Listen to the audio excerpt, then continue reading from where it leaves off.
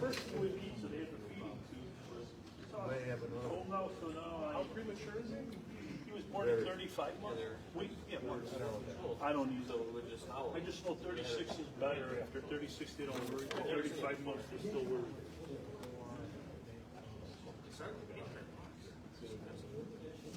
Well, 36 is 9 months. I've never seen that. Yeah, but don't aren't the women pregnant? 35? But it's crazy because my other grandson was born at 36 months, and he went home weighing 4.5 pounds. This kid was born at 4 pounds or something, and they were worried because of his. I was a month there. My body weight was fine, but I had no hair, no eyelashes.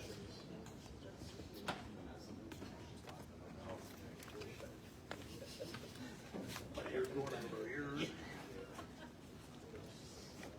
But everything's worked out. Thank God.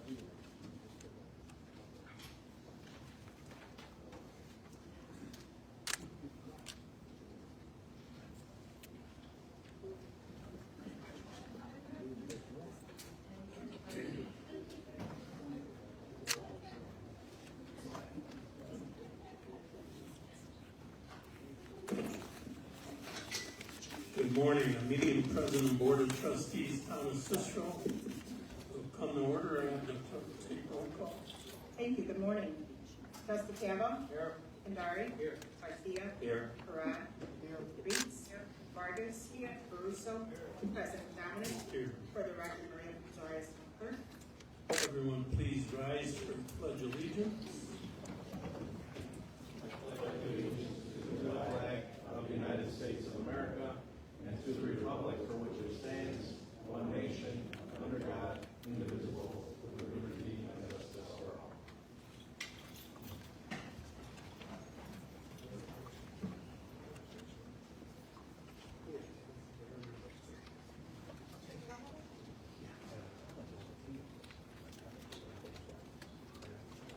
I'd like to make a motion to accept the minutes.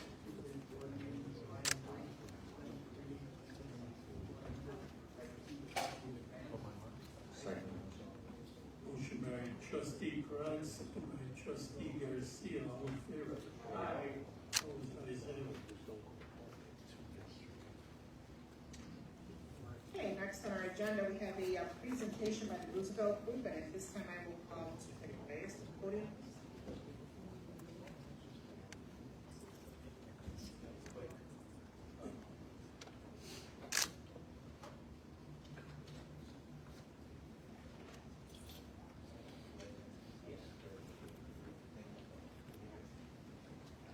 Mr. President, trustees, thank you for the opportunity to come and address you today.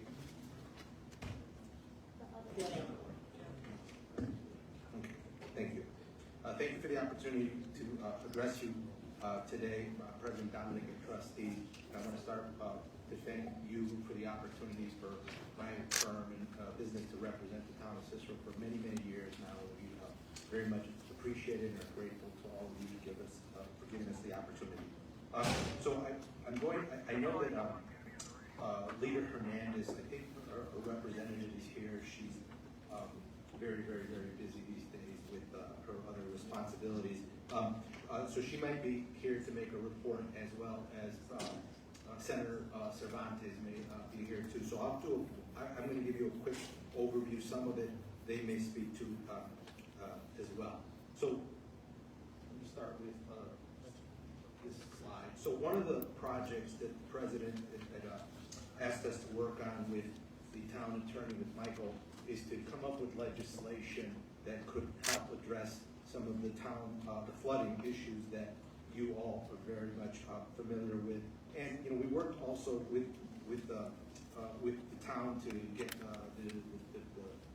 the emergency declaration from the county and then eventually from the federal government. But you are in a unique position, and your engineers, I'm sure, have spoken to you about it, where the position of Cicero gets the brunt of a lot of the massive rainfalls and the flooding, just because of the unique way the pipes are laid and the engineering.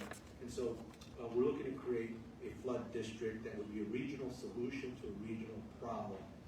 It's not a one-session project, it's gonna take time. We don't have every single town that would be part of the district on board 100%, and we are in negotiations with the city of Chicago, where a lot of the rain from the city flows into these western suburbs. So the legislation has been filed, and we are in negotiations with other stakeholders to try to work on this. So it's not a one-session project. Leader Hernandez and Senator Cervantes are working with us to build consensus and to try to get something moved. Not certain that we'll be able to get something of this magnitude done in the next session, but we're gonna try. By that I mean the veto session, because it's a short, truncated session. But we're gonna keep working on this to see if we can get it done in the next session. So that's one of the projects that we've spent a lot of time on, because I know it's a priority for you, and I know it's a priority for the president. And I'll walk through all of this, and if you want to stop me for any questions, please do. Otherwise, you can ask me for anything. The next major project that the president asked us to focus on is the elimination of the sub-minimum tip wage. And I want to thank Mrs. Dominic for attending the kickoff press conference, and Trustee Blanca was there as well. And it's an important issue for the president. We're trying to bring alignment with the city of Chicago's elimination of the sub-minimum tip wage. You probably know folks in the suburbs make a lower minimum wage, and so by leveling out the playing field, it brings added benefits to the residents of Cicero. This one we're not the lead on. We are supporting a coalition called One Fair Wage Coalition, who is the lead organization in Chicago, and it took them a number of years to get the ordinance passed in Chicago. We suspect that it's going to take at least another session, but I know, and Leader Hernandez can speak to this, I know that she's very much committed to getting this bill passed. She feels as passionately as the president does about getting the bill passed. This slide just shows that because you're a large municipality, there's thousands and thousands and thousands of bills that get filed. Many don't pass, but we monitor through our software program. We monitor thousands and thousands of bills. We send them to your town attorney to review the hundreds and hundreds that might affect the town, and then we whittle them down to things that either would affect you through preempting your home rule authority, because home rule authority, you get to legislate much of what your government operations are, but we really focus in on those that you don't agree with and that will preempt you from your home rule authority. That's an ongoing process. We do it year round. However, in the beginning of the sessions is when thousands and thousands and thousands of bills get filed, and then they go through the whittling process. And there's some bills that we have to monitor all of the time because they might start to move at any given moment. This is just a slide to show that we're on a defensive. So the first two items we were looking at were proactive legislation for the benefit of the residents of Cicero. The work we do in the legislative monitoring and lobbying, and we work with your folks to either block legislation or amend it or get it changed. But that's work that we do that's primarily defensive work. And again, because you're a large municipality, there's a lot of bills, lots of bills, for crime bills, fire bills, housing bills, a bunch of bills that could affect your operation. So the next slide, I'm not sure that line is through there, but is to talk about some of the infrastructure things that we work on that are specific to Cicero. So, as you know, you successfully, through Leader Hernandez's efforts, were able to secure, I think it was 2.2, maybe it's a little more, state grant money for the inclusive playground, which President Dominic got Michael to chase me to get the money released this year because he was getting anxious to move forward with the project. And so we actually got the money released, and I'll explain a little bit more why that's important. Leader Hernandez was very important. She lobbied the speaker. The speaker and the Senate president, depending on the body of origin, have to quote unquote release these appropriations. And so she worked closely with the speaker to get this this money released. And I think you guys are out to bid now and are looking to move forward with the construction and have already invested significant sums of money for what I think is going to be one of the most unique parks in the region, if not in the state. So we worked with your town council and the leader to get the money released. So that's a good thing. We also are starting to find out that maybe there's some cost implications where we may need to find other resources to apply to the fact that there's supply chain issues and other issues that are causing this to be more expensive than originally thought. I assume that, am I right about that, Michael? So that goes to this next fund. So I want to make sure that we're clear. So these appropriated funds, just like the money for the park, are funds that have been allocated, have been appropriated by the leader, by Senator Cervantes, and by others, but they're not funds that are the town's until we have a grant agreement. So this is all revenue, or capital dollars that we have got to put into the budget through the efforts of your delegation and the efforts of all of us. But until we get it in the door, it's still not, it's appropriated, but it's not yours until we have the grant agreement. Now, I've talked to Michael about trying to figure out if some of those resources, because they're general in the legislation, they'll say for general infrastructure and capital development, we're going to see if we can have some of that money allocated toward infrastructure costs of the park. And if for some reason DCO doesn't allow us to do that, then we will work with Leader Hernandez and Senator Cervantes to get some of this potentially reappropriated. But I think when it's general this way, you can use it for general infrastructure purposes. But we're working with the town attorney and DCO to make that happen. Last point I will make on this is that there's some conversation happening in the Capitol that a lot of these capital dollars, and by the way, there's the legislature is about $1 billion oversubscribed, meaning that they made appropriations by more than the money that they have, which is not shocking for a state capital. So we have to fight to get this money in the door, and we have to make sure that it doesn't get reappropriated for somebody else from somewhere else. Now, I will tell you, Senator Cervantes and Leader Hernandez are very much they're our secret weapon to make sure that this money that you've got appropriated doesn't get used for something else. And they've been very diligent with us. So I'm confident that we will get this money in the door, but it takes time. Like the park money took almost 2 years to get sent into the town. These are other funds that the members had put into the budget that we didn't particularly focus on, but they maybe request that they are honoring. I put them up here just for your information. I believe that there are other funds that I don't completely have track of, but a member might. So you might hear from Senator Cervantes, or you might hear from Leader Hernandez's staff that they are aware of some other monies that are just not easy to find in a 1,000-page budget, or they don't have a specific Cicero name on it. So I want to make sure besides thanking all of you for having us work with the town, I want to make sure I thank Leader Hernandez, who's been a great advocate on a lot of issues. Advocate for the people of Cicero. Senator Cervantes is relatively new, but he's a very big oh, there he is. I want to make sure I thank Senator Cervantes.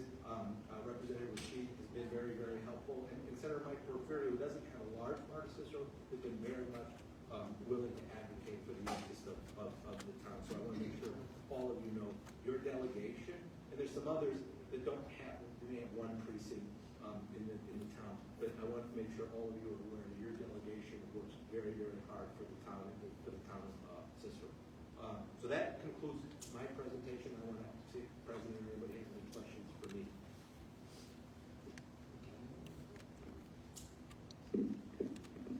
I just want to personally thank you and your team, for all your hard work and efforts, and most importantly, Senator Cervantes and Leader Hernandez for always advocating for Cicero, the town of Cicero and its residents.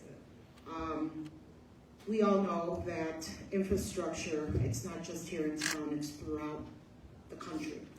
It's very important.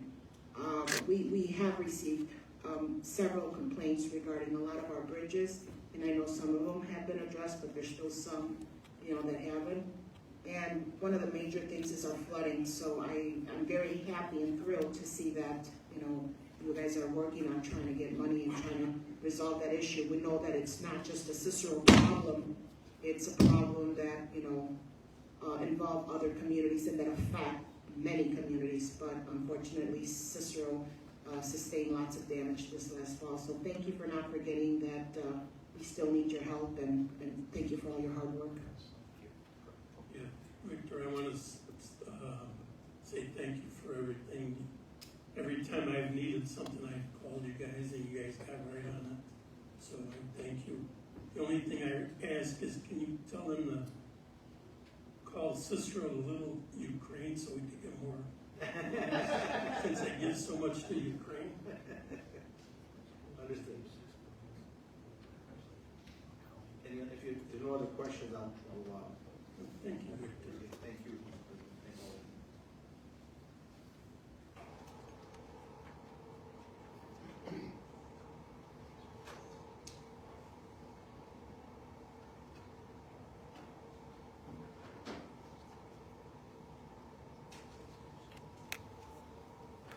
Good morning. Good morning. Buenos días. So just, this is my first time addressing President Larry Dominic. Thank you so much for having me today. Clerk Arias and the rest of our trustees, esteemed trustees.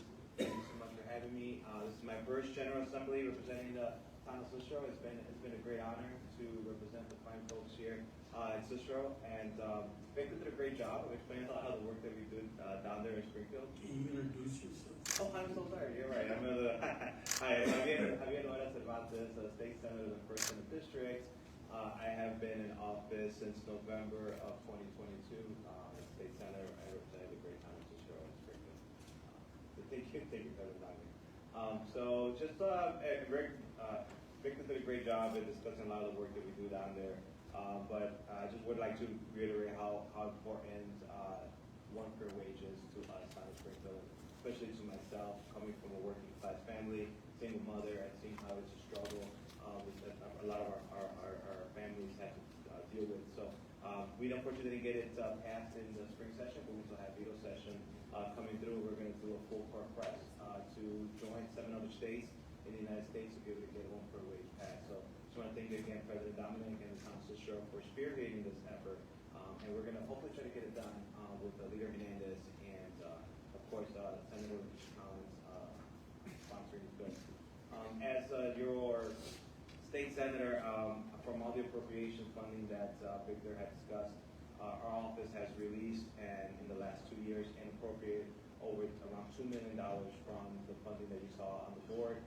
We just recently were able to finally get fully released $650,000 that goes towards infrastructure improvements, that whatever the town of Cicero would like to use in order to help out the town.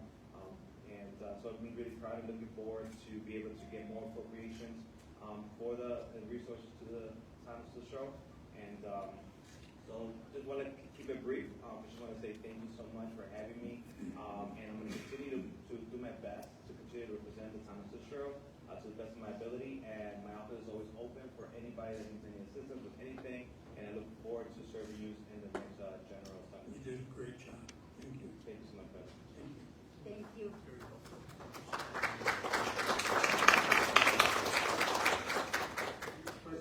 President, I'm supposed to read the statement from Lisa Hernandez. Is that okay? Sure.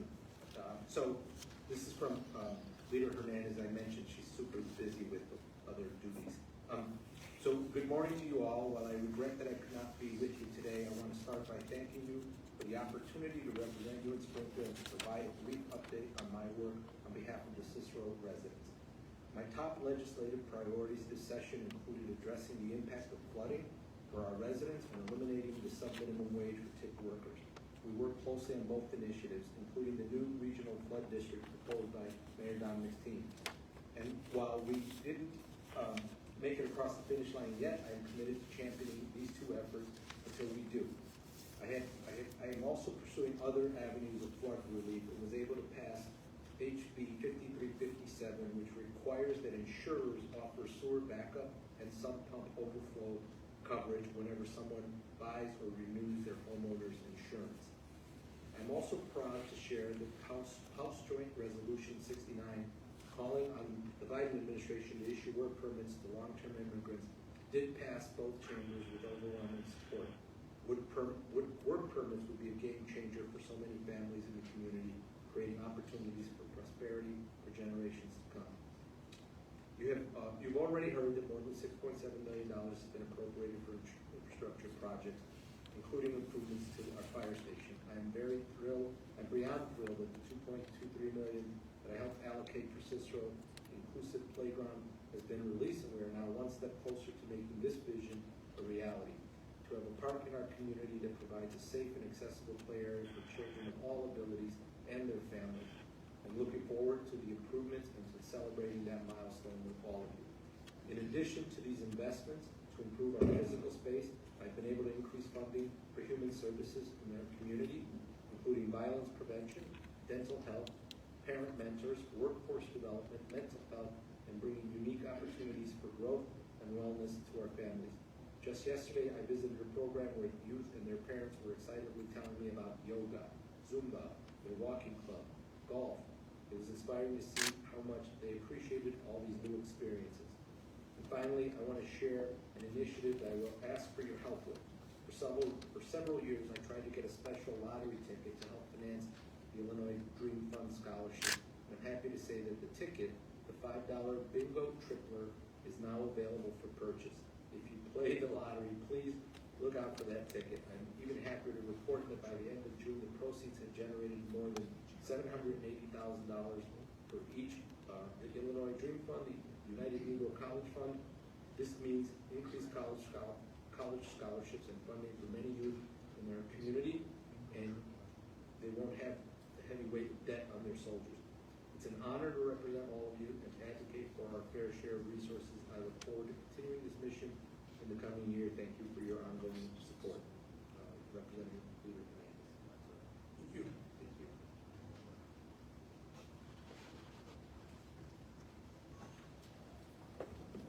Okay, next on the agenda, we have the list of bills itemized on board number 14, along with the manual checklist and the online payment list. Motion to approve. Motion by trustee Veruso, second by trustee Vargas. Roll call, please. Trustee Gallo. Aye. Kodari. Garcia. Aye. Parad. Aye. Reeds. Vargas. Veruso. Okay, next we have the payroll for the employees listed on the printout dated July 17th. Motion for approval. Motion by trustee Garcia, second by trustee Vargas. Roll call, please. Trustee Gallo. Aye. Kodari. Aye. Garcia. Aye. Parad. Aye. Reeds. Vargas. Veruso. Aye. Okay, next we have a block party permit request for the 1800 blocks of South Lombard Avenue to be held Saturday, August 24th. So moved. Motion by trustee Garcia, second by trustee Vargas. All in favor? Aye. Opposed? Ayes have it. This would be, or when, I think the one has the meeting tonight.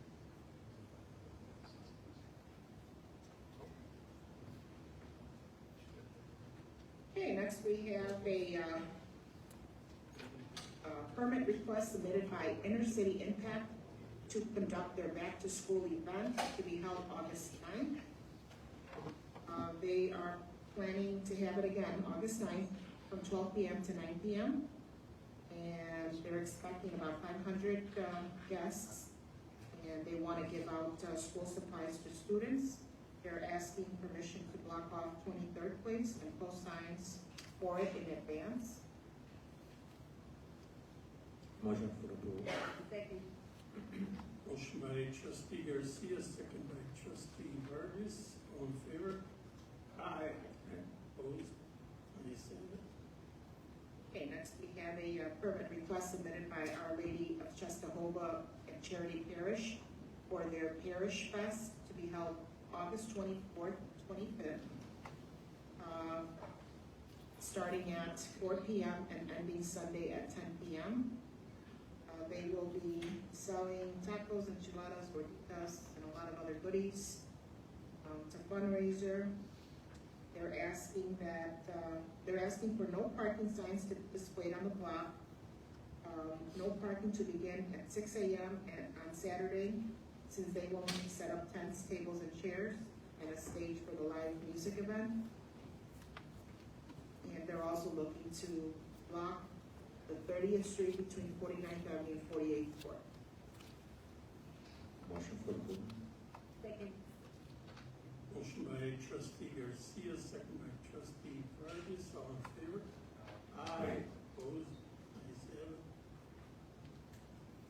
Okay, next on the agenda, we have the Collector's Office Report and Revenue Summary from June 1st to June 29th. Motion to accept and place on file. Second. Motion by trustee Russo, second by trustee Vargas, roll call please. Trustee Cava? Aye. Dari? Aye. Garcia? Aye. Parad? Reeds? Vargas? Caruso? Aye. Okay, next we have an ordinance amending chapter 94, section 94-136 of the Code of Ordinances of the Town of Cicero regarding green alleys for the town. Second. Motion by trustee Parad, second by trustee Garcia, roll call please. Trustee Cava? Kadari? Aye. Garcia? Aye. Parad? Reeds? Vargas? Caruso? Aye. Okay, next we have an ordinance authorizing and approving a collective bargaining agreement for police sergeants between the town of Cicero and the Illinois Fraternal Order of Police Labor Council, Cicero Lodge number 2 for the town of Cicero. So moved. Second.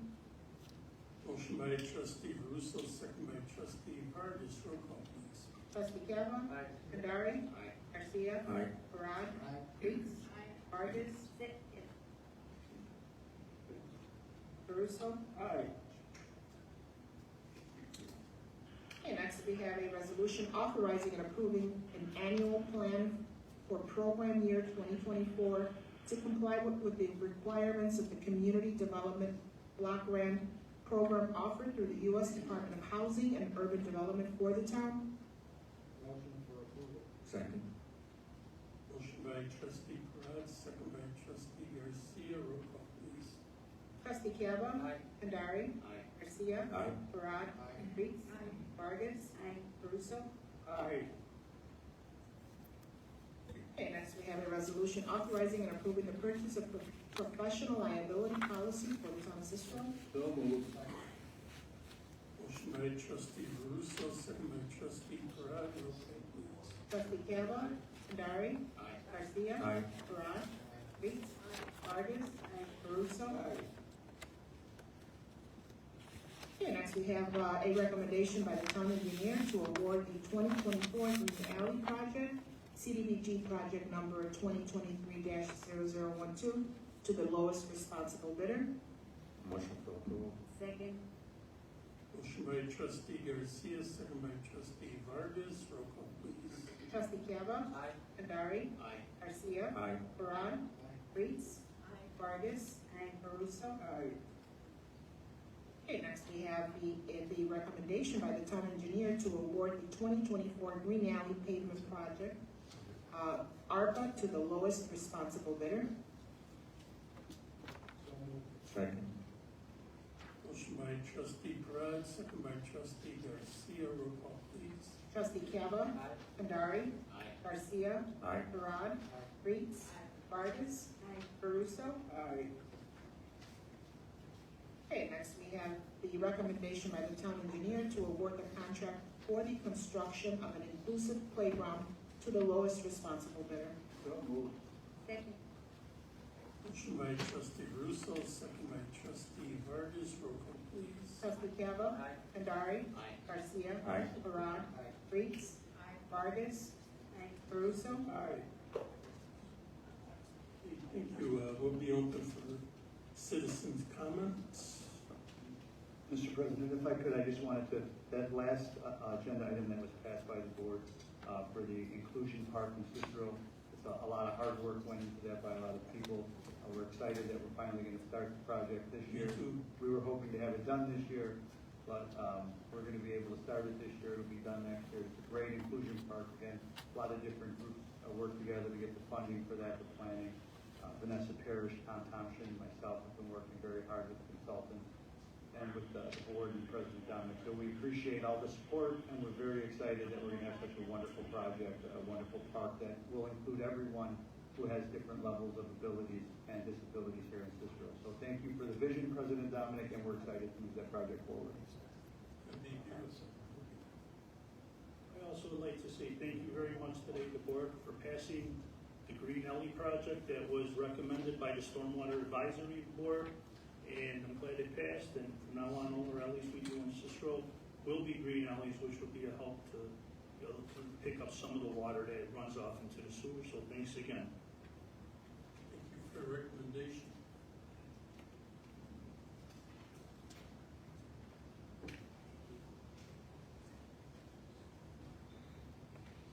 Mr. President, Honorable Board, my name is Frank Crowd. I live at 5638 West Persian Road.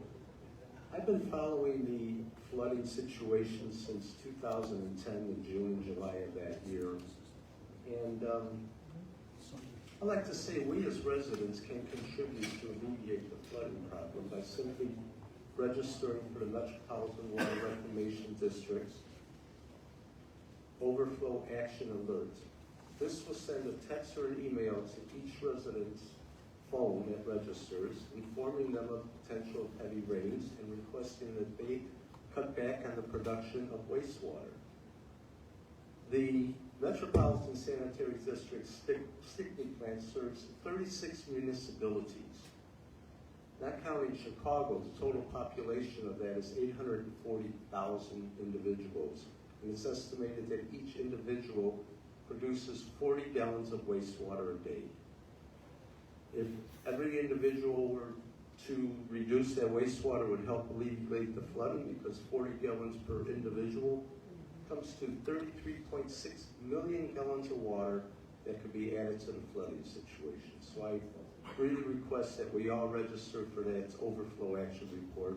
Just go to mwrd.org and you'll find all the information you need. Thank you.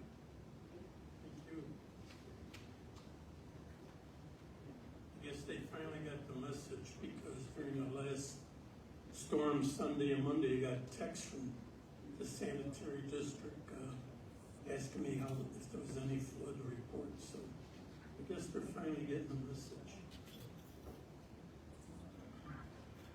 And I want to add, speaking of flooding, I want to thank our Public Works Department. I know that sometimes, people say, well, that's their job. But it's situations like that where I don't think the city of Chicago or the surrounding suburbs have ever seen, I think altogether it was 22 tornadoes throughout the city. 27 now. First it was 19, then it went up to 22, so now I'm being told it was 27. Lots of damage.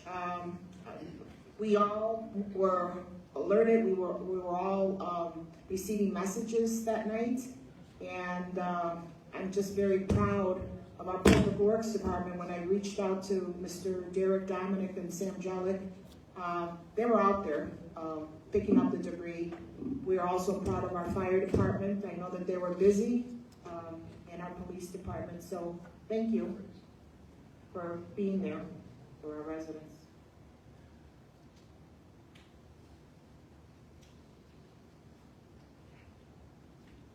Hey Ray, you want to mention that problem we have in Cicero the last 4 days, 3 days? Yes, we noticed I've been talking with the police department, President Dominic wanted me to alert the community about an increased presence of fentanyl. Now, used normally by medical agencies, it's used as an anesthetic, but it's often used to boost up illegal drugs. And over the past week, we've had 4 deaths as a result of this fentanyl abuse. They were grown adults in their 40s and 50s. Yeah, and we're trying to alert the community about first getting families involved to identify individuals who may be using drugs. We want them to be more aware that some of these illegal drugs are dangerous, not just because they're illegal drugs, but because of this wave of increased fentanyl that's being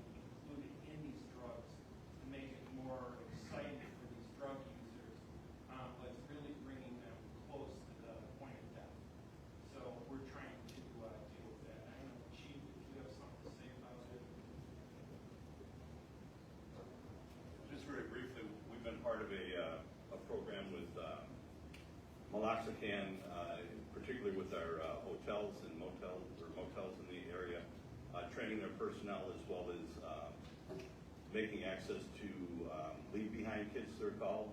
So anytime we have a drug overdose, we leave at those locations, whether it's at a home or whether it's in a motel, kits and instructions on how they can assist their friends and relatives if they should have a drug overdose. That's a program that we've been involved in for a couple of years, and we've done training with all the staff at the various motels to try to reduce the number of fatalities from it, because it's a nationwide problem, obviously, and it's not a simple solution.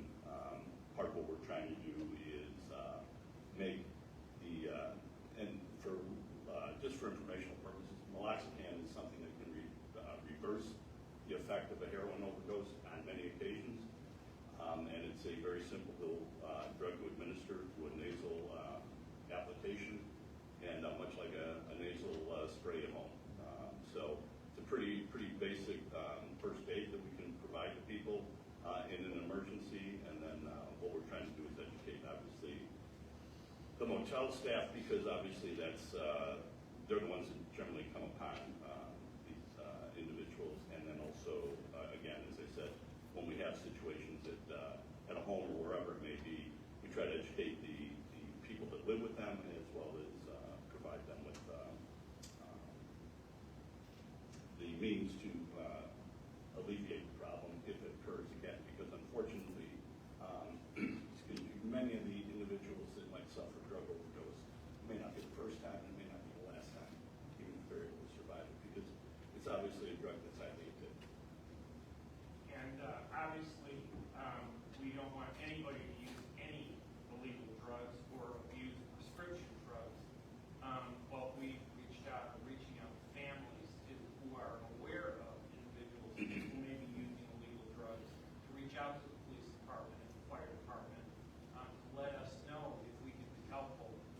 Their family members of people that are using illegal drugs need to be more active to inform us so that we can help them and prevent these deaths. Thanks. I have a question. How are we alerting our residents? Have we posted anything or sent out some?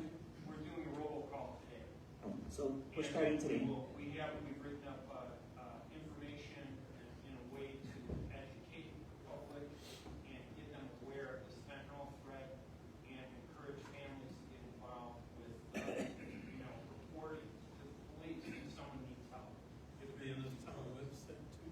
And that'll be on our social media and our website later today. But it's starting this morning. Thank you. I was just wondering how we were gonna help our residents. Also, President Dominic, I wanted to address a situation that happened yesterday in our community. Two individuals, Latino, they are coming across some businessmen and asking them to give some personal matters about their medical life, and they dressed up like nurses. So in my opinion is that if we are having volunteers coming through the businesses and inquire information, of personal information, I think this is something that we need to address. Yes, I asked her to call 911 in order for them to, to come forward and immediately to take care of that matter.